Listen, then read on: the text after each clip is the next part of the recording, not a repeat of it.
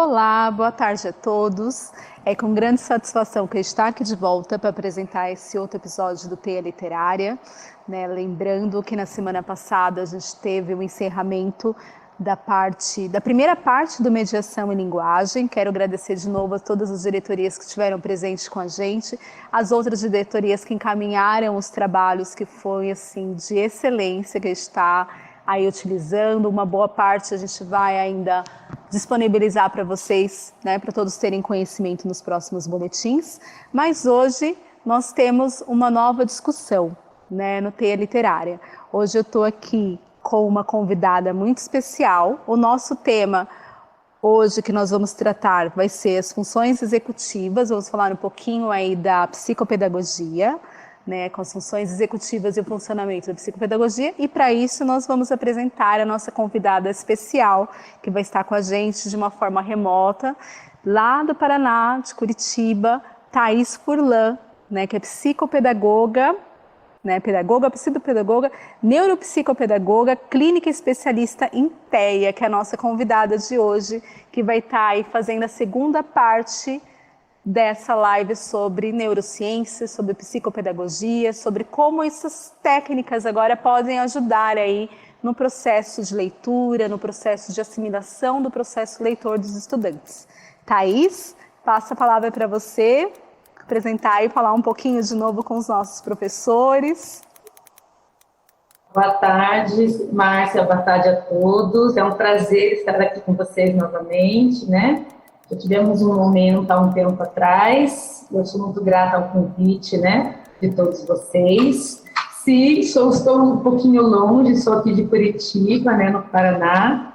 Trabalho com processo clínico e também institucional, com orientações, né, na parte da psicopedagogia, da neuropsicopedagogia, nesse processo de aprendizagem que remete, né, toda a nossa educação. E o tema hoje é delicioso, né, Márcia? Falar de funções executivas é falar de dos instrumentos do nosso processo cognitivo. E não tem como a gente não falar de aprendizagem sem relacionar esse processo cognitivo, né? Principalmente quando a gente fala no que tange a questão da leitura, a questão da compreensão leitora, lembrando, né, que mesmo que o nosso processo de leitura, na sala de leitura, a gente trabalha com leitura de fruição, com a leitura social, mas a gente sabe que está envolvido aí nesse processo uma questão de aquisição de habilidades, competências, que elas vão se intercalando. Então, para mim, é um assunto fantástico, assim, né, a gente, né, se deleita aí por essa perspectiva do novo, né, dessa junção do que é essa funcionalidade. É isso mesmo, né? Então, assim, falar desse desenvolvimento humano, qual principalmente remete os nossos educandos, né? Nós, enquanto educadores, nós pensamos sempre nessa evolução global que o nosso aluno, que o nosso aprendente, né, que o nosso educando está passando. Então, falar desse tema que envolve muito a neurociência é importante, porque não tem como nós falarmos de aprendizagem, de desenvolvimento cognitivo, né, desse processo maravilhoso que é o aprender, se a gente não entender como que funciona, né? Então, o papo de hoje, assim, é para ser gostoso mesmo, para explicar para vocês como esse cérebro, né, que é a nossa orquestra, né, funciona, e eu costumo dizer que as funções executivas são os nossos músicos, né, que vão fazer essa sinfonia acontecer. Então vamos lá, bora lá fazer esse espetáculo, né, que é nosso cérebro quando ele começa a trabalhar e trabalhar na nossa vida como um todo, né? A gente fala assim, no nosso intelecto, na nossa vida afetiva, na nossa vida social. A orquestra está com você, Thaís. Vamos lá. Você é a nossa regente de hoje. Obrigada. Pode colocar a primeira apresentação, então. Acho que é bacana o pessoal já ter algo assim para pensar um pouquinho. Pensamentos, ações e emoções, é isso que nos remetem, né? As formas de interação humana dentro desse ambiente, né, complexo, precisa de um monitoramento, de alguém que execute, né, que seja ali o maestro de toda essa orquestra que eu brinquei com vocês ali no início. E para que isso aconteça, nós precisamos realmente estar conectados, precisamos dessas redes, né, estarem conectadas para acontecer. A aprendizagem, ela determina a nossa linguagem, as nossas motivações, as nossas atitudes, a nossa personalidade em si, né? E ela que faz nós mudarmos de comportamento. E ela acontece de várias maneiras, né? A aprendizagem acontece na maneira visual, auditiva, sinestésica, e o professor, então, ele usa de muitos recursos em sala de aula, na sala de leitura, na educação física. Nós usamos o nosso corpo para demonstrar determinados processos de aprendizagem, nós usamos a nossa fala, nós colocamos entonação na nossa fala, nós usamos os recursos como os materiais pedagógicos, o quadro, né? Então, quando a gente fala com o nosso aluno, nós colocamos todas essas emoções para que esse processo de aprendizagem realmente aconteça. E, então, as funções executivas, elas vêm, pode mudar para mim, por gentileza, o slide, essas funções executivas, elas vêm justamente para essa organização. Então, vamos pensar assim, o processo de aprendizagem acontece com as nossas funções cognitivas, ou seja, se a nossa cognição está caminhando adequadamente, a nossa atenção está acontecendo da mesma maneira. Quando nós temos, por exemplo, um aluno com dificuldades de aprendizagem, porque algum desses pontinhos, né, cognitivos e funcionais, né, executórios, não estão de acordo. Então, quando a gente fala de funções executivas, que elas são necessárias para essa função cognitiva acontecer, é porque elas vão justamente organizar, como tudo isso que eu falei para vocês, nossos pensamentos, nosso comportamento, os canais de acessos que nós temos para aprender. Por exemplo, tem pessoas que aprendem de uma maneira visual muito melhor do que a auditiva e vice-versa. Oi? Então, e aí, o que acontece? Essas funções, elas justamente vão precisar desses canais de aprendizagem para poder fazer tudo isso acontecer. As funções executivas, elas nascem conosco e elas vão desenvolvendo, né, com o decorrer da nossa vida. Por exemplo, o nosso controle inibitório, vou falar sobre ele um pouquinho, que é o famoso freio, né, frear as emoções, os impulsos, ele só vai terminar de desenvolver aos 20 anos de idade, na vida adulta. Então, muitas vezes, uma criança pequena hiperativa, ela é extremamente ansiosa, agitada, impulsiva, e ela não consegue ainda ter a maturidade cognitiva para frear esses impulsos. Essa hiperatividade vai caminhar com ela durante toda a vida. Porém, ela vai encontrar manejos no seu comportamento para que esse freio, esse controle inibitório se regule. Então, espera-se, por quê? Porque a área frontal, pré-frontal do nosso cérebro é onde ficam as funções executivas. Como vai terminar de desenvolver somente lá pelos seus 20 anos de idade, nós temos todo esse trajeto da infância e da adolescência, né, para transcorrer e desenvolvermos essas funções executivas. Pode voltar para mim um pouquinho o slide, por gentileza, para o pessoal dar uma olhadinha no que eu estou falando? Então, olha só, elas gerenciam as nossas emoções e os nossos comportamentos. Ela vai atuar no nosso papel social, afetivo e intelectual desde a infância. Então, isso vem justamente fechar isso que eu estou falando para vocês. Que sem essas funções desenvolvidas, nós não conseguimos ter um processo de aprendizagem integral como nós desejamos. Pode me mudar para mim, por gentileza? E aqui, não, pode voltar lá para mim. Essa imagem eu queria ilustrar para vocês, obrigada. Porque nós temos várias funções. Eu vou falar hoje as principais delas para vocês, que remetem muito a esse processo cognitivo, principalmente dentro do âmbito escolar, né, no nosso processo acadêmico. Mas o que são essas funções executivas? O próprio nome já diz, nós executamos, porque nós temos que fazer o quê? O planejamento, o controle inibitório que eu falei para vocês, a tomada de decisão, a flexibilidade cognitiva, nossa memória operacional, que eu vou falar sobre ela também, nossa atenção, como que nós conseguimos categorizar as coisas, nossa fluência nesse processo de aprendizagem, nossa criatividade. Então, assim, essas funções executivas, elas são as ferramentas para que nossa cognição aconteça, ok? Pode mudar, por gentileza. Então, imagine que o nosso cérebro, ele é um mapa, né? Um mapa do nosso corpo. Então, nós temos ali as dúvidas, nós temos os nossos medos, nossas emoções, nosso processo de aprendizagem, aquilo que nós achamos importante, aquilo que nós não achamos, nós guardamos bem guardadinhos, talvez possamos usar ou não, nossas dúvidas, nossa curiosidade, nossa criatividade, tudo isso é uma das funções, né? O cérebro é fantástico, ele que nos organiza. E então, para começar a falar de aprendizagem, a gente precisa ter uma das principais funções em desenvolvimento e bem desenvolvida no decorrer da nossa vida. Pode mudar para mim, por gentileza, que é a atenção, ok? Pode entrar para mim no slide. Isso, ó, pode ir para frente, por gentileza. Como eu já falei ali da autorregulação, né? Então, as funções fazem a gente se autorregular. Sem elas, a gente não tem a regulação, a gente não consegue fazer o processo de aprendizagem. Então, vamos falar um pouquinho da atenção. A atenção que vocês estão vendo aí, nós temos algumas delas bem importantes que fazem que tudo isso aconteça. Seletiva, sustentada, dividida e alternada. Então, o que é isso?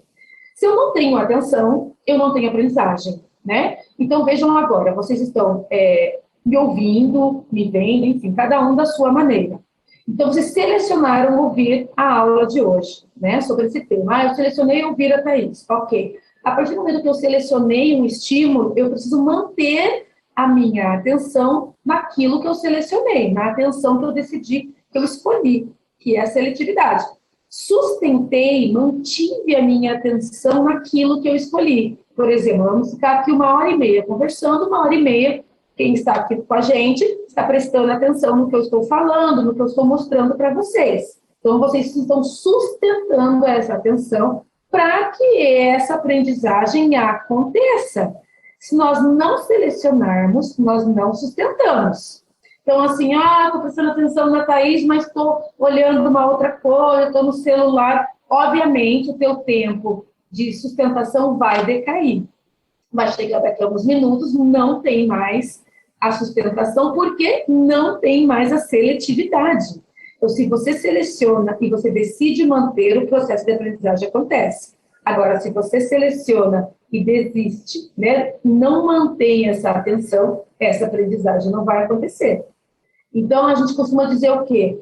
Vamos lá, pessoal, prestem atenção aqui na professora. Por quê? Porque você precisa que a turma, naquele momento, selecione você. Olhe para você, por isso que o professor está sempre na posição da frente, centralizado na sala de aula, o palestrante está no púlpito com uma luz mais iluminada, para que as pessoas que estão ali ouvindo a sua explanação possam prestar atenção nela. Então, depois eu vou dar umas dicas para vocês práticas também, para ajudar principalmente para os alunos que são mais desatentos. Sustentei essa atenção, a aprendizagem vai acontecer. Então, eu tenho vários mecanismos para o processo de aprendizagem. Eu tenho que controlar as minhas emoções, que é o controle inibitório que eu vou falar para vocês daqui a pouquinho. Aí, eu selecionei o que eu decidi aprender e eu sustentei aquilo que eu decidi prestar atenção. E aí, sim, o meu processo de aprendizagem vai acontecer. E aí vai se transformar numa memória, numa aprendizagem consolidada, ok? Bom, as outras atenções que eu comentei com vocês ali, a dividida, é o que acontece quando, por exemplo, eu estou dirigindo e ouvindo uma música. Um não interfere no outro. Então, eu estou dividindo a minha atenção em prestar atenção em dirigir, que já se tornou algo mecânico para mim, e estou ouvindo aquela melodia, aquela letra, aquela música, estou cantando junto, e isso não interfere na minha atenção. Eu não vou bater o carro porque eu estou ouvindo uma música, diferente do celular, ok? Já vou explicar sobre ele. Então, assim, a dividida é quando eu divido a minha atenção, por exemplo, estou ouvindo a Thaís, estou vendo o slide. Então, eu estou ouvindo e vendo. Então, eu estou fazendo uma atenção dividida. Eu consigo manter o meu processo de aprendizagem nesse momento. Diferente da atenção alternada que eu comentei ali com vocês. A alternada é quando eu estou fazendo essa alternância a todo momento e eu não consigo manter ela, deixar ela sustentada. Por exemplo, estou ouvindo a Thaís, de repente eu pego meu celular e começo a conversar aqui com alguém. Uma hora você vai estar me ouvindo, outra hora você vai estar prestando atenção na resposta que você está dando para a pessoa ou pela leitura que você está fazendo. Então, essa é a alternada. Você não consegue sustentar essa atenção por muito tempo. Alguma coisa que eu falei você vai perder, ou alguma coisa que a pessoa escreveu você também vai perder. Ela não se sustenta, ela não se mantém. Ela é momentânea. Por exemplo, eu vou aprender a fazer uma receita, eu vou estar ali lendo a receita, ou vendo lá um vídeo sobre a receita, e ao mesmo tempo eu estou fazendo a receita ao mesmo tempo. Ou seja, eu estou alternando, estou vendo a receita e estou já produzindo ela. Então, eu não consigo manter a minha atenção por muito tempo em ambas, mas consigo aprender de momento aquilo que eu estou querendo fazer. Então, entendem como a atenção é importante, como ela é essencial para que a aprendizagem aconteça? Pode entrar no slide para mim, por gentileza. Pode alterar, pode mudar. Isso. E aí a gente tem, né, Márcia, uma perguntinha.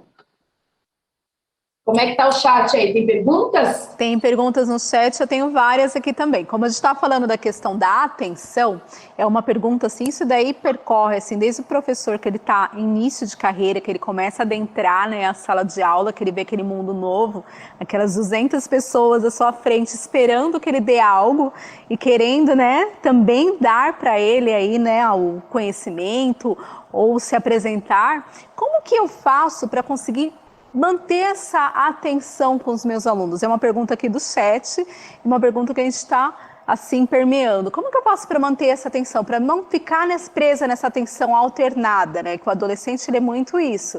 Ele está prestando atenção em você, mas ele está pensando lá na namoradinha, no namoradinho, ele está vendo o celular, ele está rabiscando o caderno, mas ao mesmo tempo ele também não quer perder o foco e quer responder com o professor. Qual que seria uma dica para a gente manter essa alternância nesse modelo de atenção e buscar um foco para que eu queira dar uma ênfase em um determinado assunto numa aula ou numa roda literária, em algum momento, né, que eu esteja ali palestrando? Seria essa dica assim, primordial, assim, de comecinho? Então, nós somos muito cromáticos, né? Nós gostamos de cor. Então, se eu chego e quero chamar atenção, digamos numa turma de alunos do ensino fundamental 1, por exemplo, né? Já vou chegar no adolescente lá. Então, assim, se eu chego com um objeto diferente, chama atenção. Se eu chego com uma criança e coloco um óculos, eu estou toda aqui num tom escuro. Chego com um negócio brilhante, é claro que eu vou chamar a atenção do meu aluno. Então, assim, a gente usa muitos esses recursos para as crianças, por exemplo,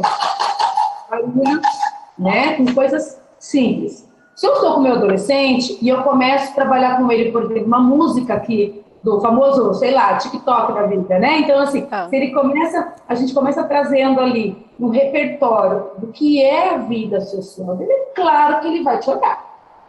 Então, começa por aí. É muito normal a gente se dispersar. Nós mesmos somos assim. A gente está na palestra, daqui a pouco a gente começa, né? Se mexer para lá e para cá, cruzar a perna, pegar celular, porque está começando a ficar, minha atenção está começando a decair. O adolescente mais ainda. O celular é um recurso muito utilizado por eles. A gente geralmente precisa fazer as combinações, né? Vamos fazer uma pesquisa no celular? Tudo bem, sem problema nenhum. Só que tem as combinações antecipadas, né? Primeiro vai ter a explicação, depois a pesquisa e depois até que busquem, então, por exemplo, um jogo com função, né? Na internet, pelo celular, para a gente fazer um momento de jogo focado no tema que você está ministrando a sua aula, e você vai ter a atenção desse aluno, porque ele quer te mostrar que ele é muito bom nessa tecnologia, né? Então, você começa com uma música, você começa com uma imitação, mesmo no adolescente, não é só a criança, não. Se está aquela turma falante e você começa com um movimento, nós somos sonoros, né? Começa com alguma coisa, não é bater bravo, isso não vai resolver nada hoje em dia para eles. Mas se você começa a fazer com que eles prestem atenção em você, é diferente. O corpo fala, se você mostra para eles que é bacana estar ali com você, que a sua aula é super interessante, você vai ter uma aula sensacional. Eu tenho alguns professores que utilizam o ensino fundamental 2 também, que acho muito bacana, para manter essa atenção. Tem professores que vão fantasiados, assim, para brincar. Ah, eu tenho que fantasiar, Thaís? Claro que não, mas é uma forma de divertir essa turma. Eu pergunto, eu tenho uma filha, né, na pré-adolescência, ela fala, mãe, é o melhor professor de matemática, porque ele vai, ele brinca, ele faz música com a gente, e ela aprende super bem, porque ela gosta de estar com aquela pessoa, com aquele professor, ela mantém a atenção nele, né, professor que tem habilidade, com material, porque é feito de tampa de prato de flores. Aí você compra e você brinca com eles, começa a ensinar, e aí de repente você faz um movimento, é o suficiente para que seu aluno olhe para você, para que ele perceba que você está interessado nele e ele vai se interessar por você. Agora, se eu, professor, chego, bom dia, né? Vamos lá, conteúdo, né? Enche meu quadro de lição, não quero saber, professor, eu ia te contar uma história, não quero saber da sua vida. É lógico que esse aluno também vai fazer essa distância, porque ele não sente um acolhimento. Lembrando que Valon sempre nos disse nas teorias, né, da pedagogia, nós aprendemos por afetividade, nós precisamos disso. Por mais que o nosso dia às vezes não está fácil, as crianças, os jovens que estão ali, eles estão ali para te ouvir. Ah, não, eles estão ali porque o pai obriga para a escola. Pode até ser, mas naquele momento eles são seus. Então, cabe a você, professor, trazer para ele uma novidade, trazer para ele uma construção. Se não dá trabalho, vocês viram ali que eu mostrei coisas de copinho de café, né? Mas é o suficiente para brincar com eles assim, olha, toda vez que o professor estiver dando aula e eu fizer um barulho, eu quero que um aluno responda uma pergunta para mim, por exemplo, vai ganhar 1/10. Você vai ver como eles vão prestar atenção em você. Ou fazer um movimento, toda vez que eu fizer. E aí, pessoal, todo mundo entendeu? Eles vão saber que é uma dica que o professor está chamando alguém para responder uma pergunta, por exemplo, que vai valer alguns pontos, vai valer uma bala no final da aula, não importa a premiação que você escolhe, né? Mas chamar esse aluno para você, e aí você chama a atenção, certo?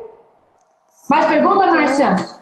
Certo, acho que eles estão um pouquinho tímidos aqui. Gente, movimentando o chat, a Vânia deu uma resposta pela pergunta que deixou aqui no slide.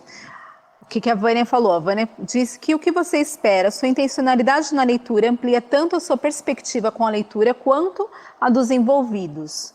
Né? Então, seria a chave para a Vânia é a intencionalidade. Com qual intenção eu estou aplicando aquela aula, estou aplicando aquela leitura, estou naquele movimento. Qual é a minha intenção com os estudantes? E para eu ter a minha intenção com os meus estudantes, aí vem lá, a gente vai voltar lá atrás naquela questão de eu fazer a primeira análise diagnóstica, ver o que aquele estudante precisa, ver o que ele está buscando ali, aquela sondagem que eu faço de uma forma implícita, né? Não faço de uma maneira declarada, mas eu vou aos poucos aí buscando conhecer, buscando ter esse contato. E é o que você falou, né, Thaís? A gente estabelece os vínculos, né? A afetividade com o nosso estudante. Então, de repente, ele deixa de estar naquele estágio de ser obrigado a ir à escola e aquele obrigado passa a ser um outro momento, né? Depois que eu saí da porta de casa e adentrei a porta da escola, eu estou no outro momento. Eles são nossos, né? A gente toma meio... O professor é possessivo um pouquinho, não tem jeito. Precisamos, né? Pode entrar no slide lá. Podemos continuar, Márcia, para o próximo? Pode sim. E vocês aí no chat continuem, mandem perguntas para a gente poder responder aqui e fomentar essa nossa discussão. Bora lá, Thaís. Então, vamos lá. Na próxima apresentação, pode entrar para mim lá. Nós vamos falar de velocidade. Isso. Aqui eu deixei algumas dicas, pode parar um pouquinho. Principalmente pensando numa sala de leitura, gente, né? Então, assim, como eu já falei para vocês, se eu envolvo movimento, né? Se eu envolvo instrumentos musicais, isso é muito mais fácil. Se eu coloco, né? Eu vou ler uma história, por exemplo, do meu aluno. Né? Eu escolho um livro e vou ler para ele. Se eu ficar apenas, né, o Senhor na bunda, consegue ouvir, isso não tem função, né? Agora, aquilo que a professora acabou de escrever, se você vai com uma intenção, se você vai com vontade para aquilo, você coloca um objeto atrás de você, um pano, um tecido, você coloca ali algum cenário que remete à história, é suficiente para você ter a atenção dentro desse teu aluno. Então, você faz a encenação, né? É muito gostoso. A gente, eu adoro, né? Eu comecei a minha carreira na educação infantil, eu digo que foi a minha melhor escola e eu não largo dela até hoje, né? Porque ela me faz ainda ter esse mundo mágico, né? Então, quando eu vou contar uma história e eu faço um esconder, nós somos curiosos, né? Se eu falar para vocês assim, olha, no final da aula de hoje eu vou ter uma surpresa para vocês. Todo mundo vai ficar assim, surpresa? Se eu não chegar no final da aula e não falar, alguém vai perguntar, tá, Thaís, e a surpresa? Então, nós somos curiosos, né? Então, se eu venho e vou contando para ela, e vou fazendo esse movimento, eu posso utilizar um animal de pelúcia para contar uma história, né? Ah, eu não tenho o fantoche, né? Eu não tenho esses fantoches que a gente, geralmente, né? Ah, a história, né? Que a gente tem da vovozinha, etc. E tal. Se eu não tenho esse fantoche, não tem problema nenhum. Isso aqui é de meia, né? Mas é o suficiente para eu contar a minha história e trazer um movimento. Então, observe, todo mundo está andando na rua. Pensem aí na cidade de vocês, estão todo mundo andando, de repente tem assim um grupo de pessoas que está movimentando diferente. Com certeza você pode até não parar porque a tua vida é corrida, mas se você vai virar o seu rosto e vai olhar ali, talvez emitir até um sorriso diante daquela situação, você vai. Por quê? Porque você está vendo um movimento, né? Então, se você está contando uma história, se você está falando alguma coisa interessante e você traz um movimento corporal, se você dançarino, gente, mas assim, a sua mão é suficiente, nós falamos muito com as mãos. Então, assim, eu tenho um objeto que remete àquela história, é o suficiente, né? Vocês podem criar isso aqui, é luva cirúrgica. Né, aquelas luvas que a gente usava lá no começo, principalmente da pandemia, quando a gente não sabia muito bem tudo que estava acontecendo. Então, você enche ela, você cria com a criança, ou você já deixa porque é um lápis, ó. Eu coloquei no lápis, não precisa, né? E ele tem um movimento e você vai contar histórias sobre os animais, etc. e tal, é o suficiente para ela, porque ele vai se mexer, ele vai ter movimento, né? Então, quando se fala de práticas, em relação puramente à sala de leitura, é muito possível.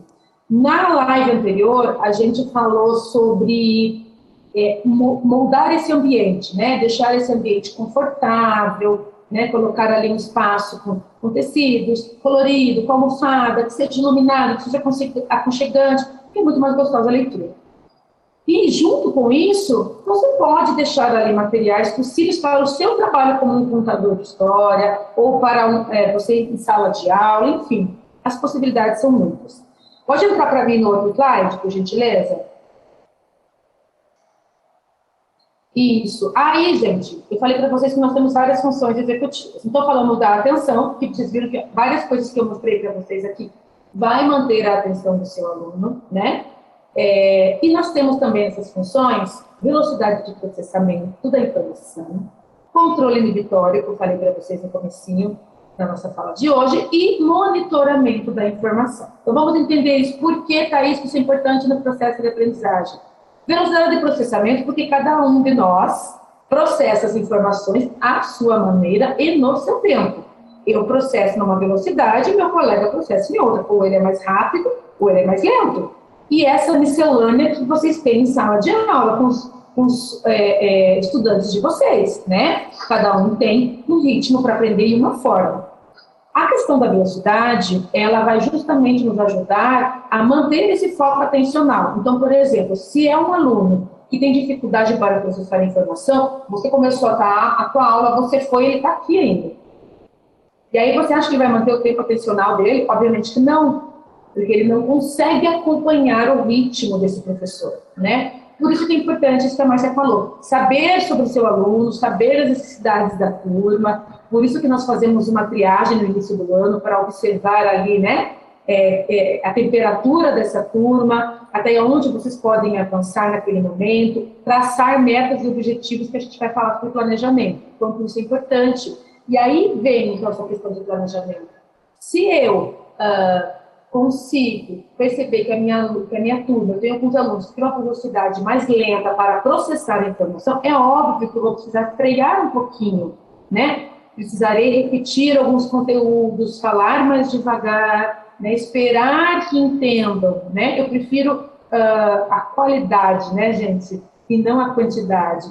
Respeitar o tempo do outro. Claro que alguns alunos precisam de um tempo maior, óbvio. Muitas vezes nós vamos precisar de ajuda terceira, precisar dessa família, de um profissional que atenda esse aluno. Mas, de modo geral, ele está com você no mínimo 4 horas por dia, ali, né? De segunda a sexta-feira. Então, quanto mais você entende a velocidade que cada um deles processa as informações, mais fácil fica você ser atuante naquela dificuldade, se assim tiver, né? E aí nós temos também o monitoramento. Pode voltar para mim lá para mostrar para o pessoal um pouquinho. Isso, monitoramento é um processo que realizamos para organizar nossos pensamentos. Ações para que saibamos como agir, né? Nos diferentes contextos. Então, assim, quando nós recebemos a informação, nós conseguimos entendê-la, processá-la. Aí, o que vai acontecer? Diante disso, eu consigo fazer um planejamento, uma flexibilidade de pensamento. Então, imagine assim, estou aprendendo que a Thaís falou que a atenção é importante. Então, eu tenho que prestar atenção. Como que eu vou prestar atenção se eu tenho dificuldades? Puxa, eu vou eliminar distratores, eu vou ter uma sala com menos estímulos, eu vou evitar sentar perto de alunos muito agitados, perto de janela e de porta de sala de aula, eu vou evitar sentar esse aluno. Então, eu já vou monitorando como é que esse aluno vai processar. Por quê? Porque eu, como pessoa que tem dificuldade de atenção, por exemplo, também vou ter que aprender isso, senão eu não consigo aprender, né? Então, eu tenho que monitorar. Professora, eu não posso sentar ali porque eu me distraio demais. Professora, se eu ficar no celular, eu vou me distrair. Eu preciso te ouvir e eu preciso anotar para poder aprender e manter a minha atenção. Então, quando eu sei monitorar como eu aprendo, fica mais fácil, porque aí eu mantenho meu tempo atencional por mais tempo e consigo planejar as minhas próximas ações e flexibilizar a minha cognição, para que a aprendizagem aconteça. Então, o monitoramento é extremamente importante. E como que a gente vai fazer isso com o nosso aluno? Justamente fazendo ele realizar uma rotina, organizar um planejamento, fazer uma agenda, né? Aí cada professor vai ajudar na sua maneira. Em casa, né, essa família também vai ter uma organização de rotina.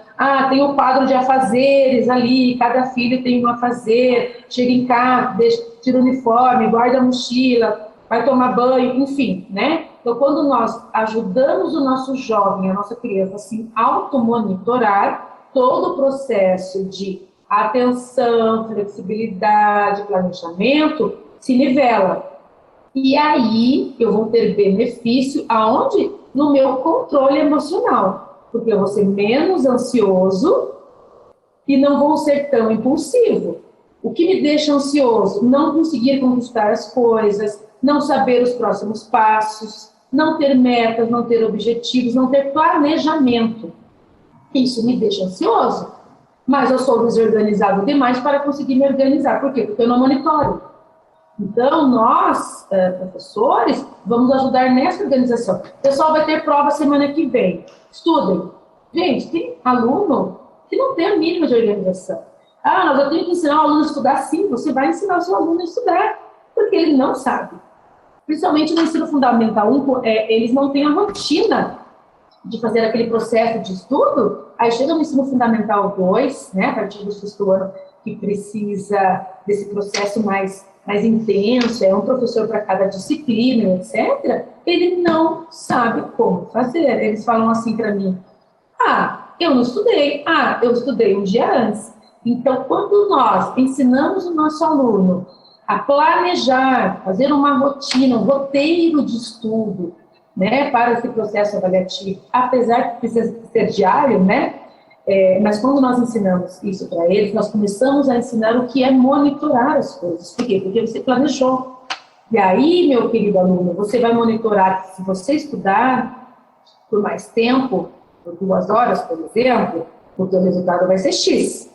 Se você estudar 10 minutos antes da prova, será Y. Faça esse teste e depois a gente conversa. E ele vai aprender a monitorar tudo isso. Né? E como eu falei para vocês, os processos atencionais também, tá? Pode ir para o próximo slide, por gentileza, João. Isso. E aí, o controle inibitório que eu falei para vocês, né? Então, ele tem a função de controlar nossas emoções. Né? Então, assim, levei uma fechada no trânsito, a minha vontade é bater o carro naquele cara que me fechou. Eu não vou fazer isso. Eu vou só esquentar minha cabeça, não vai resolver nada, vai ter o meu carro para consertar e o dele, não tem função, né? Então, a criança, ela muitas vezes, como eu falei para vocês, você vai tentar desenvolver só aos seus 20 anos de idade. Então, as crianças, muitas vezes, elas acabam sendo muito mais impulsivas. Claro que a gente tem a questão do transtorno de déficit de atenção, que é outro caso, né? Um outro assunto, é uma outra live, né? Mas o controle inibitório dela é mais baixo do que o nosso. Não consumam no mínimo, são coisas diferentes, mas tem coisas que elas fazem e elas, né? Ai, não era para ter feito assim. Ela não consegue ainda monitorar suas condutas. E aí ela acaba sendo apenas tendo reações e respostas automáticas. Ela acaba pegando o que não é para pegar, falando na hora que não é para falar. Por exemplo, um aluno de alto potencial que você tem em sala de aula, ele te interrompe a todo momento. E não é porque ele quer mostrar que ele sabe mais que você, é porque ele quer falar sobre aquilo, ele tem uma ânsia para falar sobre aquilo, mas ele ainda não tem um controle inibitório bem desenvolvido. E aí acaba agindo de maneira impulsiva. E aí nisso ele decai o quê? Na qualidade de monitoramento, né? E na questão de planejamento e atenção. Por isso que aí uma pessoa com dificuldade atencional e hiperativa impulsiva, ela tem justamente essa dificuldade, porque ela não consegue ter esse nivelamento, esse controle inibitório. Lembra que eu falei para vocês no começo? Que eu não tenho o controle inibitório, eu não tenho atenção. Se eu não tenho atenção, eu não tenho aprendizagem. Então, nós temos que fazer isso funcionar, ok? Pode mudar para mim, por favor? E aí, só para vocês entenderem numa questão cerebral, né?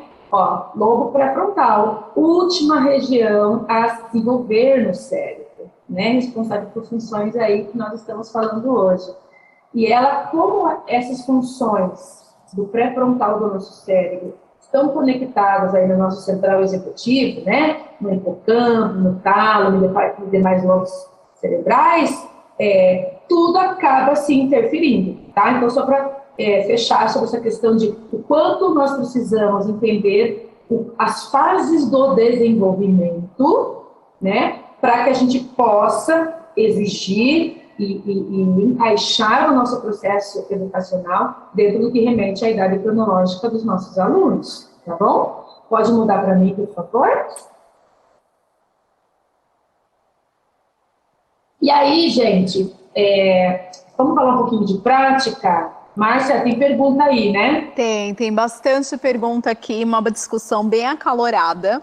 Eu tenho aqui a professora Bel, a professora Eliana, falando assim, pedindo técnicas, dicas, né, para prender a atenção dos alunos no ensino médio, né, que a gente fala de dispersão. Eu achei até estava prestando atenção no que você estava falando do processo inibitório e do processo da ansiedade, né, que é tomado, né, a gente está numa sociedade muito ansiosa, como o aluno em todos os estágios, seja ele no Fundamental 2, no ensino médio ou no nível superior, o universitário que está entrando também agora, que está fazendo essa transição, né, o que eu vou fazer na universidade, né, sair do ensino médio, estou no mundo novo. Esse processo de ansiedade e essa questão de ter muitas responsabilidades ao mesmo tempo faz com que ele se disperse, né? Eu não consigo focar em nada, eu não consigo focar no trabalho, eu não consigo focar no estudo, eu quero muita coisa, mas eu me perco no tempo. Então, isso que você falou de você ajudar a fazer uma coisa simples, que é uma agenda, uma anotação, estabelecer uma rotina. Ela vai desde os anos iniciais, que a gente começa, que a gente usa muito o exemplo, né? Porque é onde tudo começa, onde a gente planta aí a sementinha da leitura, do prazer literário e tudo mais, no nosso caso, como sala de leitura, e também a semente da rotina do estudo, mas isso daí acompanha a gente ao longo da vida, né? Que a gente está sempre mudando os estágios de vida. E aí, a ansiedade que eu tenho aqui no chat é como eu consigo prender a atenção desses meus estudantes e como eu consigo orientar eles dentro dessa rotina no ensino médio. Que a gente fala muito dos pequenos, mas é os jovens. O ensino médio é desafiador, né? Bom, então, assim, uma das dicas eu falei ali, né, Márcia, a questão de fazer, então, esse uso da tecnologia, o qual faz parte da vida deles, né? Eu digo que o celular já faz parte da roupa, né? Sim. Da vestimenta. Você sai com sapato, com calça, com blusa, e cadê meu celular? Não, vou ter que voltar, sem meu celular eu não posso sair, né? É que nem relógio, eu, no caso, não posso usar, né? Então, assim, o celular hoje faz parte de nós, né? É a geração que esses jovens que nós temos aí em sala de aula nasceram dentro desse contexto. Vai adiantar, para deixar liberado o celular? Claro que não, a gente sabe que existe aí toda uma questão também de regras sociais mesmo. Ah, por quê? Pode usar o celular no momento que o professor achar que é pertinente para a aula dele. Ah, mas por que não pode usar? Porque dentro de uma sala de aula existem algumas regras, porque a sociedade ela é composta de regras.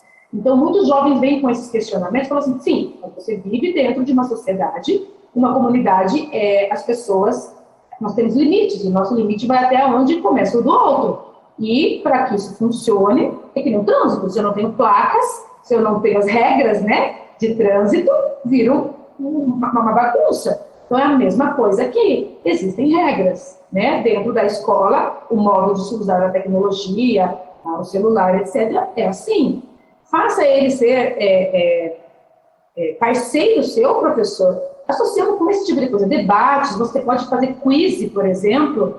Nós temos hoje recursos no computador, desculpe, na internet, que você monta jogos, quizzes, por exemplo, diagramas, e você joga para todo mundo jogar online junto. Você abre uma sala, né, da tua turma, e assim, eu estou perdendo com isso? Claro que não.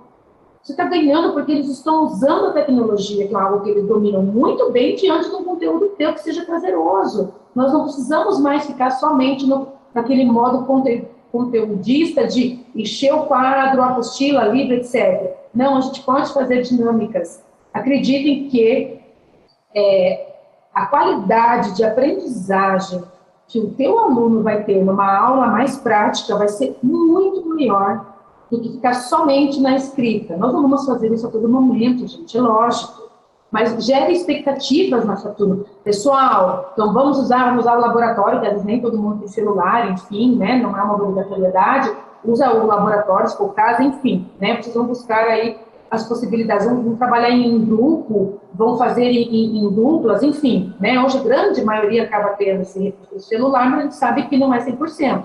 Mas então dá para você fazer essa jogada e vai fazer um quiz de perguntas, você vai pedir para inventarem uma música de acordo com, por exemplo, literatura, vai trabalhar com cordel, por exemplo, vai trabalhar na matemática com um desafio, vai colocar lá na plataforma, enfim, você pode, hoje em dia tem várias gratuitas, enfim, que você abre uma sala, existe aqueles top também que eles fazem online, que você pode montar a sala de aula e daí vai fazendo uma disputa. Nós somos competitivos, claro que tem que ser uma competição saudável, né? Não uma competição negativa, sempre busque um reforçador positivo e não o negativo daquela situação. Então, você consegue entender o teu jovem nessa situação. Trabalhar um livro literário, por exemplo, que eles possam fazer um debate. Ok, nós vamos trabalhar o conteúdo, sei lá, sobre história, algum conteúdo que aconteceu, e você quer falar sobre, por exemplo, né, aquele tema teu da história, e você faz em forma de debate, um vai ser o juiz, outro vai ser o promotor, outro vai ser o advogado, os outros vão ser júri. Então, assim, você consegue, com certeza, ter muito mais resposta positiva de atenção do teu aluno quando você insere alguns mecanismos práticos. Tá? Mais perguntas? Vendo aqui de pergunta e referencial. Aqui a Professora Vânia diz que a questão do monitoramento é super importante, né? Ela está reafirmando aqui. Durante qualquer processo de leitura, né? Então, ela explica que na sala de leitura dela, todas as ações e processos acontecem dentro de ambiente da leitura e esse espaço dialoga de forma eficaz com a mesma, pois dentro desse ambiente projetando, apresentamos as metodologias e estratégias no momento da apresentação, mesmo buscando aproximar o aluno. Então, se o nosso aluno do ensino médio, o nosso jovem, ele é agitado, né? Ele é ansioso por natureza, então, se essas práticas, isso daí eu trabalhava também em sala de aula, essas práticas aproximam façam com que ele se desperte, que ele se interesse, que ele vá aos poucos trabalhando essa ansiedade que ele tem e essa necessidade que ele tem de se colocar, né? Porque todos nós temos a necessidade de nos colocarmos, umas de uma forma um pouco mais tímido, outros mais incisivos, mais espontâneos ou mais agitados, mas essa necessidade de colocar o que se pensa, né, de extrair, né, de extravasar, de se comunicar, é uma necessidade nata nossa, né? E a questão da ansiedade é essa, ela vai permear, até eu estou falando, a professora Bel fala que isso daí atinge até estudantes profissionais, atinge a todos nós, né? Quantas vezes nas nossas vidas a gente também não ficou aí meio que precisando fazer um reajuste na agenda, um ajuste no espaço e tempo, organizar as prioridades, né? Tanto, né, o professor vive, né, com aquela planilha do planejamento, o que ele vai fazer, o que eu vou agir. Então, é uma forma também, é uma dica aí que a gente fala na questão do ambiente de leitura, mas é uma dica para nós também, como nós podemos aí fazer o nosso ajuste de tempo, a nossa planilha de tempo, a nossa planilha de prioridades, a nossa matriz de prioridades, lembrando lá no comecinho, quando a gente falou de planejamento, que a gente lançou uma matriz Gucci, Thaís, que a gente consegue elencar aí as prioridades do que a gente tem que fazer, mais urgente, menos urgente, o que eu posso esperar um pouquinho, né? Então, isso daí são coisas que a gente vai aí trabalhando o nosso emocional, não é? É isso mesmo. É isso mesmo. E você sabe que no ensino médio que você falou, no vestibular, algo que é muito legal para fazer na sala de leitura, Márcia, é trabalhar os livros, né, dos vestibulares, mas em forma assim mais lúdica, trabalhando com encenação, com dramatização, porque aí você trabalha, é muito bacana, como são muitos livros, eles não leem. A realidade é essa. Mesmo. Né? Não leem. Então, assim, uma coisa que é muito bacana você separa grupos, enfim, né? E eles vão precisar ler, cada equipe, né, vai ler o livro que responde ao vestibular, e aí eles fazem forma de encenação, ou um cartaz, enfim, né? Aí é uma criatividade do professor. Mas a encenação, ó, e essa turma vai contando para o resto da turma sobre o livro. E aí eles ficam assim, né, fascinados, porque eles querem entender a história, eles querem entender o que o personagem do colega lá que senta com ele do lado está querendo dizer. E pode acreditar, assim, não é que eles não tenham que ler os livros, a gente sabe que sim, mas a gente sabe que muitos não chegam a fazer todo esse processo de leitura. Então, como que a gente pode facilitar isso na sala de leitura? Que é isso que a professora colocou, é trazer essa inovação, é possível, é sempre possível, né? A gente construir alguma coisa assim diferente. Com certeza, gente, lembrando que os nossos canais de aprendizagem nunca são somente não é um canal de aprendizagem, nós somos aqui, ó, nós somos sensoriais, a gente precisa ver, sentir, ouvir, e quando a gente coloca isso no nosso processo de ensinagem, com certeza o resultado é positivo, né? Márcia, mais alguma pergunta ou posso continuar? Não. Pode. Tem só um comentário aqui da professora Denise, que ela fala que tem os livros com formas de histórias em quadrinhos, né? E ela utiliza muito, falou que está dando muito certo usar a história em quadrinhos, são os livros, tem Escravizaura, tem muitos livros agora que são em quadrinhos, Machado de Assis, e ela está usando essas formas de quadrinhos para trabalhar com o ensino médio. O espaço aqui do chat é um espaço de trocar dicas, a gente sabe que o adolescente é o nosso desafio, mas toda etapa de ensino tem o seu desafio particular, né? A criança também tem o desafio de prender a atenção, de tirar ela do aconchego do lar e colocar num outro ambiente, que é o da escola, né? Com outras crianças, essa interatividade que talvez ela não tenha. O período pós-pandêmico, né? Entre aspas, a gente está vivendo também é um desafio, e o adolescente também, né? Então, aqui é uma questão da gente... não tem receita pronta, como foi o comentário aqui do Alexandre falando da live da Mirna, que a gente trouxe a Mirna Pico, mas assim, são dicas para a gente poder analisar, estudar, comentar, discutir e testar. Como disse a Vânia, a gente aprende aqui na tentativa, no erro e no acerto. Eu digo que não tem erro. Só temos assim, tentativas e temos adaptações do certo para um lado, de certo para o outro, né? O só certo sempre dá certo. A gente sempre vai só ajustando conforme o tempo, conforme o grau de complexidade que exige a turma, conforme a exigência do momento, a circunstância, o erro não tem. Nós temos a tentativa e o progresso para que se ajuste até ficar cada vez melhor. Pode continuar, Thaís. Bom, se o Thomas Edison não tentasse muitas e muitas vezes, né, Márcia? Nós estaríamos aqui. Estaríamos iluminados, né? O Tesla, a mesma coisa. Então, assim, sim, é assim que as coisas acontecem, né? Puxa, filho, assim, me encher de expectativa, não deu certo. Tudo bem, não deu certo por quê? O que não deu certo, né? Essa é a nossa função. E aí, aqui nós vamos falar justamente disso, planejamento. Né? Pode entrar para mim no próximo slide, que é justamente isso que a gente vai estar falando agora. Pode entrar para mim lá, por gentileza. Isso. E olha só, isso né, a questão, o planejar, né? A organização da metodologia, a organização desse ambiente. Lembra que eu falei para vocês? Leva um objeto, faz uma construção, põe um acessório, né? Enfim, traz ali para eles alguma coisa que seja visual, né? E aí prepara esse ambiente para isso, quando você mostra alguma coisa, né? Veja que metodologia você vai usar e saiba a idade que você está inserindo isso. É aquele que você falou, não tem receita pronta, né? Mas tem tentativas e dá muito certo. Isso que a professora falou dos quadrinhos, hoje eles estão muito na moda do anime. Tudo para eles é anime, é caderno, é tudo eles adoram.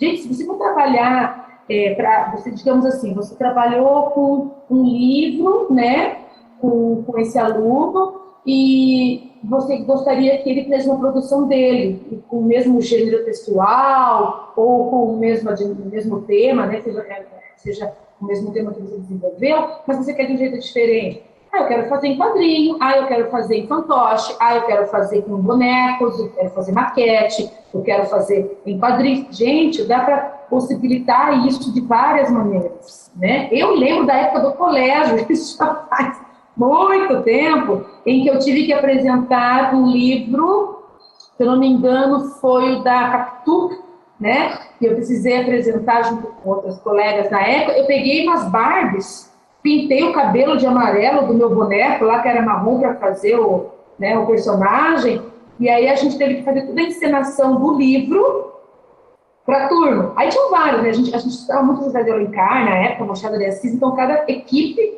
né, pegou um autor e aí um livro, e a gente precisou contar para a turma sobre o livro em forma de... Aí cada um escolheu, alguns fizeram cartazes, nós escolhemos fazer os bonecos e a encenação. Gente, você vê, eu estava no ensino médio, faz muito tempo, então, e eu lembro até hoje, porque me marcou, né? Foi importante para mim.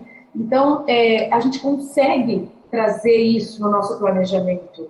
E aí vem muito de você preparar a sua aula, né, para as idades que correspondem. Não adianta você chegar lá com um negocinho assim para o ensino médio, que ele vai achar que, mas o que é isso, né? Não tem como. E também não vai adiantar você chegar trazendo toda essa questão de um cordel, por exemplo, para os pequenos, né? Para os menores, o Fundamental 1.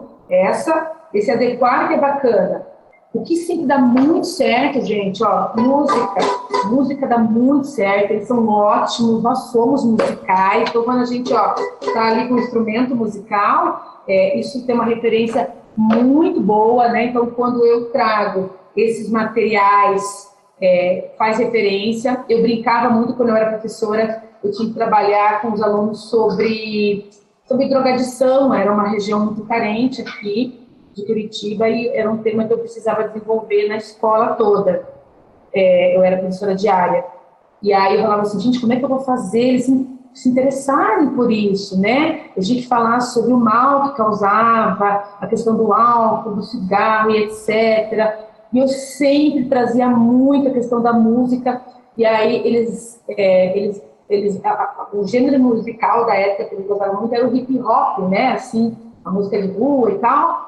E aí eu pedi para cada grupo criar uma música nesse estilo, como se fosse um rap. Alguns quiseram criar um rap, falando sobre o tema que era pertinente à minha aula. Foi fantástico, eles criaram, levaram som, e o resultado foi super positivo. Por isso que eu digo que dá certo, né? E para eu manter a atenção desse meu aluno, né, nessa dinâmica, aí que está o desafio. Seja inovador, mostre como a leitura pode ser encantadora, né? Se eu vou ler um livro, né, se eu colocar uma entonação, se eu fizer corporalmente um movimento que mostre, você vai observar que os alunos vão ficar assim para você, né? Eu fazia em sala de aula, quando eu atuava em salas, eu escolhi um livro, né? E eu ia lendo durante o mês, no final da aula, para eles. Nós somos curiosos, lembra que eu falei para vocês? Então, na hora que eu começava a ler, ia falando a entonação, e eu ia questionando, mas o que aconteceu com o personagem? Aí havia uma discussão ali, né? Havia um debate. Aí depois eu parava, e falava assim, mas por que você parou? Eu falei, porque na hora de bater o sinal. Professora, mas a gente está super curioso. Eu falei, então, a curiosidade é muito boa. E aí, no outro dia, antes de iniciar a minha aula, todos já vinham perguntando, você vai ler a história hoje? Vamos ver, primeiro eu vou, né, dar aula, etc e tal. E eles ficavam naquela expectativa, do final da aula, de eu voltar aonde eu havia parado e continuar a história. Gente, algumas coisas fizeram os pais comprarem o livro, que era fantástico. E depois, o que eu fiz? Cada um criou o seu livro, que era a Bolsa Amarela, né, da Nádia Bozunga, e cada um criou a sua bolsa, e aí criou a sua história. Vocês entendem o que eu quero dizer? De você, pegar um tema do livro que você deseja desenvolver com eles e mostrar para eles que eles são ótimos escritores, que eles têm criatividade, porque a criatividade faz parte da nossa cognição. Nós precisamos desenvolver a criatividade. E hoje em dia, como tudo é muito pronto, a internet, né, deixa tudo muito pronto, nossos jovens, nossas crianças estão pouco criativos. Então, a gente precisa dar o caminho das pedras, digamos assim, né? Dar um empurrão. E a gente fazendo isso, eles aceitam o empurrão, é muito bom. Pode entrar para mim, por gentileza, no slide? Né? Então, aquilo que eu falei para vocês. E o planejamento nos ajuda a nos organizar, né? Porque a gente quer atingir aquele objetivo. O que eu quero com essa turma? Na minha sala de leitura, o que eu quero alcançar? Muitos chegam desestimulados, sem vontade. Eles já chegam assim, eu não gosto de ler. Eu falei, nossa, mas por que você não gosta de ler? Porque é chato. Eu falei, bom, talvez o modo que você escolheu em conhecer a leitura está sendo chato. Tem muita coisa também que a gente acha chato. Por exemplo, você acha chato acordar cedo e vir para a escola? Eu acho. Mas na hora que você está na sala de aula, ou você está com seus amigos conversando, na hora do intervalo, do recreio, como você se sente? Eu me sinto bem. Então, né, depende do jeito que você olha isso. Né? Existem coisas muito boas. Então, quando você está lendo, está sendo chato, porque apresentaram para você assim, vai lá e lê esse livro. É chato mesmo. Né? Até porque não é um costume. Não é um costume, muitas vezes, em casa, né? E a gente não consegue, às vezes, fazer com que esse costume se estenda até as casas dos nossos educandos, né? É a nossa ideia, mas a gente sabe que isso ainda são longos passos. Então, se eu planejo de uma maneira construtiva, em que o meu aluno, ele vai fora das paredes da escola, poder continuar aquilo que você tentou ali, plantar, aí que o planejamento está certo, está bacana. Quando chega 10 alunos, mas chegou um para você e falou assim, nossa, professora, sabia que eu fui numa livraria, sabia que eu fui no sebo, sabia que eu fui na biblioteca, sabia que eu estou lendo um livro tal? Maravilha! Você está conseguindo conquistar aquilo que você deseja, né? Pode mudar para mim, por gentileza. Pode entrar no memória de trabalho, para o nosso tempinho também, né? Então, assim, gente, memória de trabalho é extremamente essencial. Falei para vocês do planejamento e agora a memória de trabalho, que é a memória operacional. Como que eu operaciono esse processo de aprendizagem, né? É uma função executiva muito importante. Porque nós temos a memória sensorial, que é de curto prazo, ou seja, estou ouvindo agora o que a Thaís está falando, né? E depois ela vai se tornar de longo prazo. Então, vou explicar para vocês o quanto é importante a memória operacional. Vocês, voltando lá, tiveram controle inibitório, que é controlar, né, as suas emoções para aprender, manteve a sua atenção seletiva, que virou uma atenção sustentada, e aí você está recebendo aquela informação, que é o input, que a gente chama, onde você está recebendo a informação e está manipulando a sua maneira. Cada um de vocês, no que eu estou falando aqui, está fazendo a sua correspondência, manipulando as informações que estão ouvindo da Thaís e fazendo o seu processo de aprendizagem. Cada um de uma maneira diferente, mesmo que estando escutando a mesma fala. Ok? Essa manipulação vai virar ali um conhecimento para você, né? Você vai fazer os seus conceitos. E aí vira uma aprendizagem. Virando uma aprendizagem, torna-se uma memória de longo prazo. Então, de curto prazo é o momento, né? É o agora. Você está ouvindo agora sobre aquilo. E depois, dependendo da função que você decidiu dar para aquela informação, ela se torna de longo prazo. Esse é o processo da aprendizagem. Isso é função executiva. Pode mudar para mim para o próximo slide? Entende? Então, assim, e aí, para a gente fechar das funções principais, né? Flexibilidade cognitiva. Se eu não tenho capacidade de resolução de problemas, eu não tenho inteligência. Né? Ou seja, não é que eu não tenho, mas ela é negligente. Então, tanto que a gente fala para a investigação de altas habilidades, por exemplo, que uma das características é a capacidade de resolver problemas, né? Então, aquele sujeito que tem dificuldade na flexibilidade, tem dificuldade em resolver situações, vai precisar ser estimulado para que esse processo funcional, cognitivo e intelectual se desenvolva também, e vai desenvolver, né? A flexibilidade cognitiva, ela busca pensar de maneiras diferentes para chegar no resultado que você quer, né? Então, você busca estratégias. Eu sempre vou por esse caminho para o meu trabalho. Justamente hoje decidiram fazer uma obra e fecharam a rua. E agora, o que eu faço? A minha flexibilidade cognitiva que vai atuar nesse momento. Puxa, eu posso entrar num aplicativo de caminhos, ou eu sei que se eu der a volta aqui na quadra, eu vou chegar pelo outro lado da rua e vou chegar na escola. Tá tudo certo? É contramão. Mas eu sei que 2 depois não é. E assim, a gente vai trabalhando as estratégias para chegar no meu objetivo, que é a escola. Então, desde pequenos, nós aprendemos a estabelecer alguns padrões de pensamentos, né, para chegarmos naquela solução. Ok. E isso é a nossa flexibilidade. Então, o amiguinho pegou o meu brinquedo. Aí a mãe fala, mas como que você vai resolver isso, filho? Porque ele vai lá e vai querer bater. Não é batendo que se resolve. Como que a gente peça para ele, fala para vocês brincarem juntos, etc. Isso é flexibilidade cognitiva. E isso vai, no decorrer da nossa vida, vai se desenvolvendo. As adversidades do dia a dia vão acontecendo.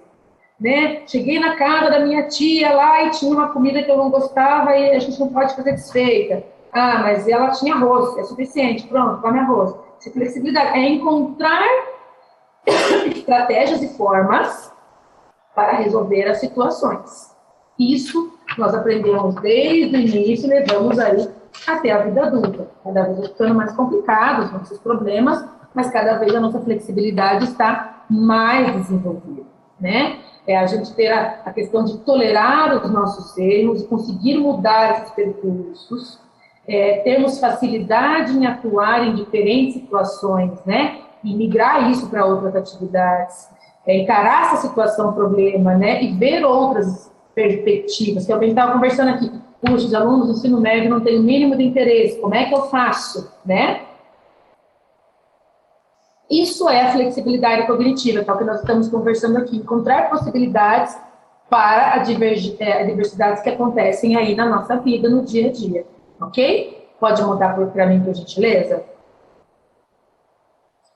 E aí a gente tem uma pergunta, né, Márcia? Tem mais uma perguntinha aqui para a gente fomentar a discussão no chat. É muito interessante você falar a questão da flexibilidade, a questão da capacidade cognitiva da gente resolver situações, problemas, né? A gente vive numa sociedade imediatista, então é muito comum, assim, sem perceber mesmo, assim, tragada pelo emocional ou pelas situações do dia a dia, eu pegar um problema e empacar diante dele, e repetir frases prontas, assim, ficar martelando, rodando em volta daquele problema sem conseguir parar, realmente analisar o que ele tem realmente de problema, que às vezes, que é uma coisa que minha mãe falava, nem todo problema é problema, às vezes o problema é uma solução. Né? Depende do ponto de vista que você encara ele. De repente, aquela pedra lá, aquele desvio que você fez de caminho, te levou para um outro lugar. Né? Me perdi na estrada, tive que fazer um retorno, e esse retorno me fez fazer uma parada, e essa parada me fez pensar em rever outra coisa. Então, nem todo problema é um problema, pode ser uma solução. Mas como a gente vive nesse mundo imediatista, sociedade que cobra tudo ao mesmo tempo, e a gente acaba ficando disperso, a gente tende a ter esse paralisar diante do problema, e como eu não consigo dar uma solução para ele, eu fico buscando alternativas ou justificativas para isso. Isso é muito comum, né, a gente lidar. E aí a gente vem nesse ponto do que você fala, do nosso próprio educar emocional, né? Do nosso próprio parar, pensar, agir. Isso é muito bacana que eu vejo aqui, Thaís. Assim, que eu sei que você não está acompanhando, mas eu acompanho o chat e eu vejo as professoras, os professores trocando. Às vezes tem um momento de desabafo, né? Que é normal, que a gente tem que ter mesmo esse momento de trocar, desabafar entre os pares. Mas a troca, o impulso, até tem um comentário que eu guardei aqui do professor Rubens que eu quero fazer no final, para fechar, que ele fez uma síntese do que é a sala de leitura. Né, do que é esse espaço que a gente sempre promove aqui na Teia Literária, que é uma troca inteligente, que é um estímulo, um estimular o outro, e pela troca eu consigo ter essa replicabilidade de boas ações, de boas práticas, né, que acontecem, esse segurar um na mão do outro para ajudar na solução de problemas, né, para transformar o que a gente acha que é um problema numa possível solução, numa possível mudança aí com o impacto da nossa vida. Então vamos lá continuar, porque eles estão aqui acelerados aqui, comentários, eu estou de olho no relógio também, né, que parece 1h30, parece muito, mas 1h30 se transforma em tão pouco tempo aqui com a gente. Por isso que eu deixei assim, bem sucinto, né, para ouvi-los, né, porque eu acho assim, não adianta ficar aqui falando e não ouvir o professor, que é ele, bem isso, que está na sala de aula, ele precisa ser ouvido. Isso que você falou, nossa, se torna até um desabafo, exatamente, né? Eu vim do chão da sala de aula, como eu sempre falo, e nossa, que aprendizagem e que desafios que a gente tem. E muitas vezes a gente desanima e fala, não, e tem outro para falar para você, ei, não, vai lá que tá bom o negócio, vai dar certo, né? A gente precisa disso sim. Nós, seres humanos, precisamos desse estímulo sempre, né? Para que nosso potinho ali de autoestima esteja sempre cheio e não vazio. E assim, gente, pensem sempre nessas questões práticas que eu falei para vocês. Isso são materiais fáceis de vocês adquirirem. Usar uma bexiga que seja, que você vai jogar para cima, e para cada aluno que pegar, ele vai ter que trabalhar ali um trecho lido, um trecho falado, enfim, do livro, etc. Entendeu? Você vai manter ele totalmente atencionado, porque ele vai ter que, se a bexiga cair perto dele, ou a bolinha, como fosse batata quente, que a gente brincava antigamente, ele vai segurar e vai ter que falar alguma frase que ele lembra do texto, né, da história que foi lida, etc. Você vai manter ele atento, você vai manter ele monitorado, você vai manter ele planejando o que será que eu vou falar, né?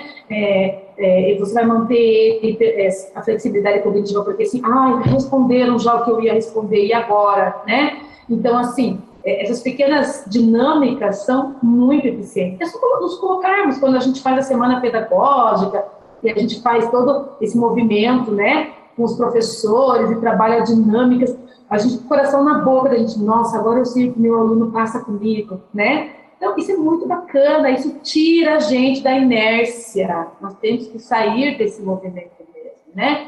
Não há graça nenhuma em aprender se a gente fizer sempre a mesma coisa, né? Nós precisamos do novo, o ser humano, ele é curioso, a plasticidade cerebral está acontecendo ali lindamente, né? Nós somos curiosos, flexíveis, olha como a gente se adaptou com toda essa mudança que teve, né? Nós tivemos em 2 anos de pandemia, e como estamos voltando agora, né, ao dito normal, né, com mudanças já em cima disso também.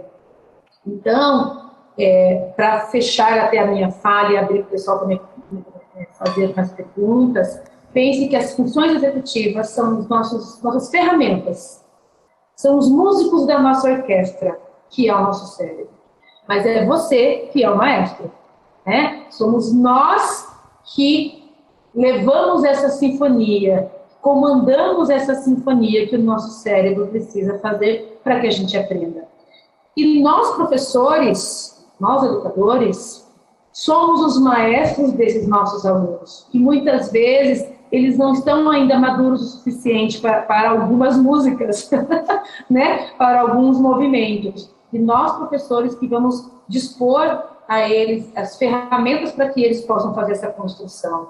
A sala de leitura, ela é riquíssima e ela precisa ser muito atuante em sala de aula. Nós sabemos mais do que tudo quanto uma sociedade leitora é diferente de uma sociedade não leitora, né? A leitura nos faz ir para qualquer lugar. Nós somos seres muito mais críticos, muito mais autênticos. Nós conseguimos dialogar sobre qualquer assunto, colocar a opinião sem depender da opinião do outro. Nós deixamos os nossos alunos muito mais atuantes diante de tudo que ele vai escolher na vida, né? E essa é a ideia. Porque ler é chato. Por que é chato se você aprende? Né? Porque você vai aprender sobre o mundo, você vai aprender sobre tantas coisas que você escolher, você vai poder viajar no mundo da imaginação, que é extremamente prazeroso.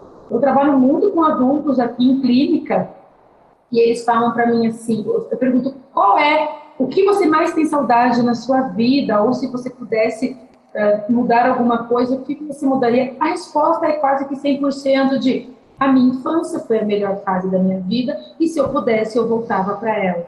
Por vários fatores, por perdas, às vezes, familiares, mas porque era gostoso, era divertido. Então, sim, a gente pode proporcionar, né, para os nossos alunos, para os nossos educandos, esse mundo, sim, né? É possível, é difícil, né, muito difícil nós competirmos com essa tecnologia, mas como eu falei para vocês aí algumas dicas, nós podemos fazer muita coisa com o uso da tecnologia associada, né? E isso com certeza só vai nos favorecer. Márcia, tem perguntas? Porque olha só, deixa eu só colocar o último slide para mim, antes de eu abrir para a Márcia aqui. Tem umas perguntinhas e uns comentários aqui, mas vamos lá. Gente, eu adoro essa frase, vem remeter isso que eu acabei de falar para vocês. Nós não paramos de brincar porque ficamos velhos. Ficamos velhos porque paramos de brincar. Né? E assim, se vocês pensam que o adolescente não vai gostar de brincar lá com uma bexiga fazendo, né, uma interação pedagógica, não vai gostar de se fantasiar de um personagem literário, eles vão sim, vão gostar e muito, tá bom? Márcia, pode falar agora, meu amor. Quem não gosta, né? Quem não gosta aí de brincar um pouco, tirar esse peso, né? Às vezes a gente vai achando que é adolescente, é jovem, vai ficando aquele peso da idade, mas não, né? Quem não gosta de ter aquele aconchego, aquele abraço, ou então ter aquela brincadeira, aquele momento de descontração, né? Isso daí é próprio da sala de leitura. A sala de leitura, ela consegue ter esse ambiente mais caloroso, mais aconchegante, esse ambiente mais fantasioso, né? Em muitas lives aqui a gente discute muito essa questão da fantasia, né? O que a leitura te propicia? Te propicia algo, uma fantasia, te propicia várias linhas de raciocínio sobre a mesma história, sobre o mesmo fato, várias possibilidades. Aqui, quando você falou da sua experiência com a Capitu, né, com a Machado de Assis, aqui a professora também comentou que eles estavam fazendo uma dramatização, fazendo um trabalho sobre e fazendo esses tribunais, júri simulado, quem traiu ou não o Bentinho. Mas quem que não gosta de entrar nessa fantasia, de despertar? Adulto, jovem, criança, né, despertar essa coisa. Sabe que eu monto um enredo traindo, monto outro enredo não traindo, mas essa brincadeira de reconstruir as histórias, né? Eu acho que a gente aprende muito assim, e vem ao encontro do que a Eninéia comenta aqui sobre as informações implícitas, né? Sobre se dialogar e se discutir, que é uma das temáticas das fluências leitoras, da questão do SARESP. Então, é isso que a sala de leitura consegue trazer, essa ludicidade na leitura, essa flexibilidade de você transformar a leitura. A leitura não é algo pronto, né? O conceber, né, da intenção literária, da intencionalidade do autor, a sua compreensão não é algo pronto, ela é algo que ela vai se construindo. Então a gente consegue trabalhar muito com isso, e aqui está chovendo comentário falando da questão do adolescente. O professor José colocou o ponto de vista dele aqui muito interessante, professor José Rodrigues. O ponto de partida para qualificar o uso das salas de leitura pelos jovens da escola é o professor estar atento à sua própria visão sobre a juventude. Interessante, né? A visão do professor sobre a juventude mesmo. É o que vai captar aí como eu trazer essa juventude, como eu trazer os alunos, né, do ensino médio, os jovens, os outros professores também, né, que a gente trabalha em parceria para esse ambiente da sala de leitura. Então, mas é mesmo, é entrar no mundo dele também, né? Porque eu escuto aqui no consultório, né? Mas você pensa diferente da minha mãe, eles falam, é diferente conversar com você. Eu falei, eu sei, né? A sua mãe é sua mãe, entenda isso, vai ser diferente mesmo. Se a gente não entrar no mundo do jovem, né, do que eles estão agora, os jogos, e que eu falei para vocês, os animes, quem está fora do quê? Né? São 40 jovens, você é um adulto.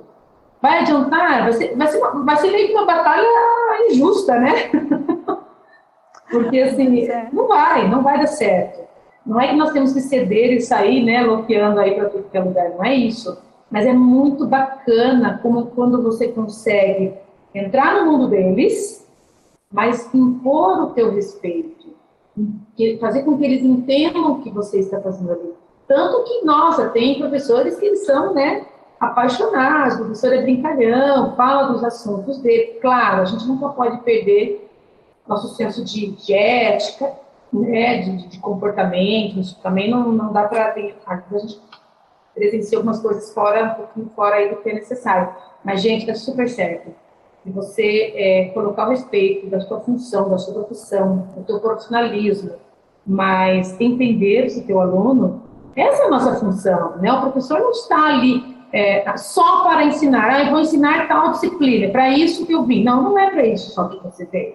Ser professor nunca foi só ensinar o beabá, digamos assim, né? O professor é muito além, é uma classe que precisa muito de valor, a gente sabe o quanto isso é legal, né? Porque a gente ensina sobre aquele conteúdo, a gente instiga nesse aluno sobre as possibilidades daquele tema que você está trabalhando, você mostra para ele esse mundo de conhecimento que ele não tem. Né? Então, a função do professor é muito além, né, de ensinar sobre determinado assunto, é muito além. Você vai ouvir, muitas vezes, professores contando para você, alunos contando para vocês coisas pessoais, que ele não tem para quem falar em casa. E aí, assim, a gente vai ouvir e vai tentar, né, direcionar da melhor maneira possível. Isso que o professor falou, Márcia, é super pertinente, né, de você entender esse aluno. Muitas vezes, algumas coisas que eles vivenciam fora do ambiente escolar e que a gente acaba não sabendo. E é importante a gente ter essa visão, né, esse olhar de acolhimento. Eu acho que precisamos mais disso no mundo, né? Mais amor, por favor. Mas é verdade, né? Quando a gente encontra um bom exemplo disso, assim, quando você está muito tempo, né? Passa-se o tempo, você deu aula para aquela criança lá no sétimo ano ou no primeiro ano do ensino médio. Eu falo isso que eu sou professora de ensino médio há muito tempo. Então, você encontra esse aluno depois de um bom tempo aí na rua, no mercado, no shopping, ele vem falar para você como ele está hoje. Olha, professora, hoje eu estou fazendo tal curso, eu estou estudando, eu estou trabalhando. Ele vem, ainda te chama de professora, né? Ele não consegue ter aquele distanciamento, né? Ele precisa falar para você mostrar para você como ele está hoje, aquela necessidade de ter aquela aprovação, aquele mostrar para alguém. Eles passam, nós somos, aqui tem uma professora, acho que a professora Adriana comentou aqui, nós somos o referencial deles, né? O referencial de abertura para o mundo novo, o referencial de que pode dar certo sim, né? Eu posso acreditar, ter tal profissão, ser aí um arquiteto, né? Ou algo desse tipo. Ser um arquiteto, ser um escritor, ser um médico, um dentista, eu posso acreditar sim, eu posso, torna-se esse referencial do que é possível acreditar, do que é possível pelo esforço ou pelo estudo, por esse que não é fácil. A gente sabe que é difícil, né, a vida para muitos dos nossos estudantes, assim, tem suas mazelas aí, suas questões pessoais, mas a gente se torna esse referencial, essa força para ele conseguir chegar onde ele almeja chegar. Isso é muito gratificante, né, quando eu falo isso um tempo atrás, eu encontrei um estudante meu, né, aqui na Paulista, aqui próximo de uma livraria. Mas, assim, é muito gratificante quando você tem isso. Quando você vê, a maioria dos professores, acredito aqui, que já passaram por essa situação, você sente, né, aquele impacto, aquela emoção de como você faz diferença. Você fez, às vezes você está meio desacreditado em algum momento na questão profissional na sua vida, mas aí você recebe esse estímulo, como você faz a diferença na vida daquele adolescente, como você fez na vida de tantos outros que você não chegou ainda a reencontrar pelo caminho. Mas, assim, é pertinente que o professor fala e que a professora fala aqui, né, e vem ao encontro das nossas falas, como nós somos referenciais, né, mesmo sem saber, nós somos espelhos, né, para eles nesse momento. Exatamente, espelhos. Isso mesmo, é muito bacana ouvir isso, né? Que bom, são pessoas que são apaixonadas, né? Pela sua profissão, que falam com muito amor, né, Márcia? Que bacana ouvir os comentários dos seus professores, né? Dos professores. Os professores aqui de sala de leitura, a gente é apaixonado por natureza aqui nesse trabalho, né? A gente vive aí nesse contexto literário, os meus professores aqui, eles são bem apaixonados. E tem umas outras perguntinhas aqui que eu só vou responder rapidinho, senão eles vão, né, ficar falando. A professora Ana Lídia, falando do regulamento do mediação em linguagem. Ana Lídia, nós estamos fechando aí algumas regrinhas, algumas questões do regulamento. O regulamento já vai estar aí com vocês em breve, bem certinho, para a gente poder aí tocar a segunda parte. Thaís, você está super convidada a participar com a gente também do Mediação em Linguagem, que a gente faz um festival de curta, né, de curta de até 2 minutos. Esse a gente movimenta aí a rede estadual inteira aqui de São Paulo com esse festival de curta com os adolescentes. Está super convidada quando a gente for fazer a amostra para você assistir com a gente aí a produção dos nossos alunos, que são pequenas adaptações de obras literárias, algumas são de autorias próprias e eles adoram, gostam muito. Tem o professor Osvaldo falando aqui que o bom leitor é aquele que com ampla leitura, entende o que lê, tem objetivo, responsabilidade com o que está lendo e quando inicia uma leitura ele faz até o fim, né? Ele indica essa leitura, ele faz, né? Ele se debruça com essa leitura, né? E aqui a gente está, a professora Sônia falando aqui que o meu aluno do ensino médio hoje é advogado e ainda lembra da atividade do Tribunal de Júri e da atividade com bexiga. Ó, que acabei de falar, né? Ela trazendo aí o referencial do aluno dela que ainda lembra de uma atividade que a gente fala que é coisa de criança, né? Brincar com bexiga. Nós somos marcantes, né? Essa questão de você falar de encontrar alunos, encontro alunos até hoje, da época que eu era professora, pacientes meus aqui, enormes, faculdade. Ah, fulano de tal tá casado. Oi? Como assim? Tá casado já? Ai, é bem isso. Oi, professora! É muito gostoso, é gratificante. É muito bom mesmo, Márcia. Claro que é. A gente está chegando ao fim, já, né, do nosso, tem aqui alguns minutinhos, né, aqui ainda do nosso programa. Tem aqui muita pergunta, muita questão, muitas coisas aqui, que algumas coisas a gente vai, né, deixar para responder. E eu tenho um comentário que eu até marquei do professor Rubens, né, que ele faz uma síntese, que eu deixei para falar agora, professor Rubens Batista, que ele faz uma síntese do que é o nosso trabalho na sala de leitura. É desta forma que percebemos a importância das salas de leitura, bem como ela se torna um portal de acesso para leituras de novos universos, a imersão no universo leitor tem permitido que a comunidade escolar redimensione, reorganize e ressignifique seus espaços e modos de atuação. Tais modos de atuação se refletem não somente no espaço escolar, mas em suas vidas. Aí a leitura trabalhando na construção aí desse ser de forma integral, na construção do estudante, na nossa construção e reconstrução, que a gente também é mutável, a gente também se remodela e se reinventa a cada dia. Então acho que o professor aqui, Rubens, ele fez uma síntese assim, completa do que é a sala de leitura, do que é a leitura, o que é a leitura para todos nós. Aqui nas escolas nós temos como referencial as salas de leitura, que são esse espaço, esse portal, aí, como ele diz, para a gente caminhar aí para as novas dimensões.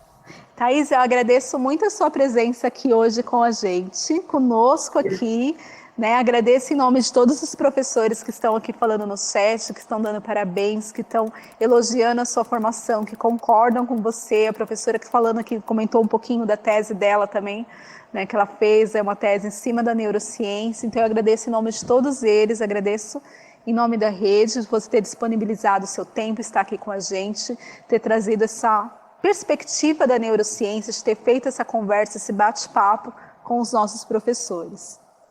E já deixo o convite também para o Mediação. Obrigada a vocês, obrigado a toda a rede, pelo convite aos professores, que se dispuseram a nos ouvir, Eu sou muito grata, porque eu acho que temos que falar cada vez mais, sobre a neurociência, como ela faz com que a educação caminhe, Ela está aí para nos ajudar a entender todo esse processo, da aprendizagem. Então, eu agradeço a oportunidade de poder falar um pouquinho sobre o que eu gosto, sobre o que eu trabalho, que é esse processo maravilhoso, que é a nossa cognição. Eu espero que tenha sido esclarecedor, mas também dúvidas e questionamentos, Márcia me passa. Eu vou responder a todos que desejarem, Fico à inteira disposição de todos vocês. Obrigada pelo carinho. Pode deixar, assim, depois eu faço uma triagem aqui e passo para você, para a gente fomentar e continuar na nossa discussão. E eu me despeço de todos vocês, agradeço vocês por estar aqui mais uma vez, aí, fazer essa discussão, fomentar essa discussão pelo chat. Eu vi que hoje está bem acalorada a discussão e isso sim que a gente gosta dessa troca. Reestabeleço o nosso convite para quem tiver uma boa prática, que quiser compartilhar esse espaço da Teia Literária, é um espaço nosso. Eu estou aqui, mas estou aqui como uma mediação aqui, mas o espaço é nosso para a gente trocar experiência, trocar ideias, trocar projetos, trocar informações. É um espaço de orientação conjunta. Então eu convido você, professor, que está aí na sala de leitura, nas diretorias de ensino, os PECs, os PECs supervisores, vem, conversa com a gente, entre em contato conosco e vem aqui fazer essa troca daqui para a rede, que é assim que a gente fortalece. Pela troca, pela replicabilidade, a gente consegue aí fomentar cada vez mais esse espaço de sala de leitura, o programa de leitura e fomentar o que a leitura pode trazer para todos nós, nos transformarmos aí dia a dia. E me despeço de vocês, espero vocês conosco na próxima quarta-feira. Até breve, até lá, um forte abraço a todos.